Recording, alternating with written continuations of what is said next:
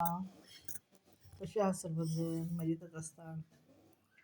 काही काही लोक ना एखाद्या स्त्रीला किंवा एखाद्या पुरुषाला किंवा एखाद्या म्हणजे तरुण मुलीला इतकं हे करतात ना, ॲडिक्ट करतात, म्हणजे त्यांना ते आपल्या प्रेमाचं वेड लावतात. प्रेमाचं वेड कसं लागतं? सारखं तिला मेसेज करायचे, सारखं तिला विचारायचं, जेवली का? कशी आहे? काय आहे? म्हणजे तिच्या अगदी अतिजवळ जाण्याचा प्रयत्न करायचा, अतिजवळ. म्हणजे असं वाटायला पाहिजे की अरे बघा, माझं तुझ्यावर किती प्रेम आहे. हं? पण मला एक सांगायचं, प्रेम हे फार दिवस टिकत नसतं. आणि ती व्यक्ती इतकी अशी हे करते ना, म्हणजे सतत फोन करणं, सतत मेसेज करणं, सतत विचारपूस करणं, तुला काही पैशाची गरज आहे का? तर लागले तर घे. तुला काही शॉपिंग करायची आहे का? हे करायचं आहे का? ते का म्हणजे आमिष आमिष दाखवतात, की तुला काय दागिने करायचे आहेत का? तुला हे करायचं का? तुला ते करायचं का? तुला हे पाहिजे का? पण ते दिल्याच्या नंतर, ते घेतल्याच्या नंतर त्याची पुढची स्टेप असते ती शरीर सुखाची. तो उगाच कोणाला काही देत नसतो. जसे आईवडील आपले घरातले भाऊ बहीण किंवा नातेवाईक जे आपल्याला प्रेमाने देत असतात, ते वेगळं असतं. ते आपल्याला नातेसंबंध असतो, एक प्रेम असतं, म्हणून ते देतात. पण हल्लीच्या जगात एखादा पुरुष एखाद्या स्त्रीला सारखाच फोन करतो, सारखाच मेसेज करतो, तिला इतकं हे करतो, म्हणजे नाही का, राणी बनवण्याचा प्रयत्न करतो. तू माझ्या मनाची राणी आहेस, तू माझ्या जीवाची राणी आहेस, तुझ्याशिवाय माझं कोणीच नाही. तर त्याची सर्वात मोठी गोष्ट असते म्हणजे ती शरीर सुख.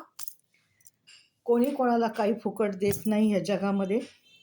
नंतर तो हळूहळू शरीर सुखाची मागणी करतो आणि मुलं मुली, बायका, स्त्रिया लग्न झालेल्या त्यामध्ये गुरफटून जातात. आणि एकदा एक पाऊल उचललं मग ते सारखंच, म्हणजे माणूस नाही का, एक गोष्ट वाईट केली की मग त्याच्यावर 100 खोटे बोलतात, तसं ते होतं. आणि ती व्यक्ती त्या माणसाच्या संपर्कात येते. त्यामुळं तुम्हाला कुणी काही देत असेल, पैसे म्हणा, काही काही गोष्टी, तर सरळ म्हणायचं नाही, मला नको आहे, मला सर्व आहे, माझ्याकडं सर्व गोष्टी आहेत, मला काही त्याची गरज नाही आहे, माहिती का? तर असं आहे बघा. आणि शेवटी काय होतं, माणूस शरीर सुखावरच येतं. एखाद्या स्त्रीचा, तरुण स्त्रीचा गैरफायदा घेतं, तिचे वाटेल तसे गैरफायदा घेतात आणि शेवटी ती बाई किंवा ती स्त्री त्याच्यामध्ये पूर्णपणे अडकते. एवढं मात्र खरे.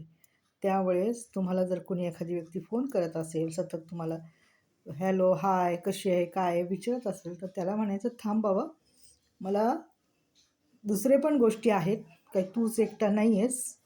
तुला मग मी सारखा मेसेज करायला, हे करायला, ते करायला, आणि काही तुझ्या प्रेमाची मला गरज नाही, माहिती का? असं बोलायचं हो. त्याशिवाय तडकीफळ बोलल्याशिवाय होत नसतं. जर तुम्ही स्वतःहूनच एखाद्याला जर हे केलं, जवळ आणण्याचा प्रयत्न केला, तर ती तुमची सर्वात मोठी आयुष्यातली चूक घडणार आहे आणि तुम्हाला आयुष्यातून उठावं लागणार आहे. तुमची इज्जत ही जाणार आहे, म्हणजे जाणार आहे 100%. मग तुम्ही कितीही त्याच्यावर झाकण्याचा प्रयत्न केला तर ते होणार नाही. इज्जत जाणार म्हणजे जाणार. तुम्हाला समाजात तोंड दाखवायच्या लायकीचे तुम्ही राहणार नाहीत. हे काळ्या दगडावरची रेघ आहे.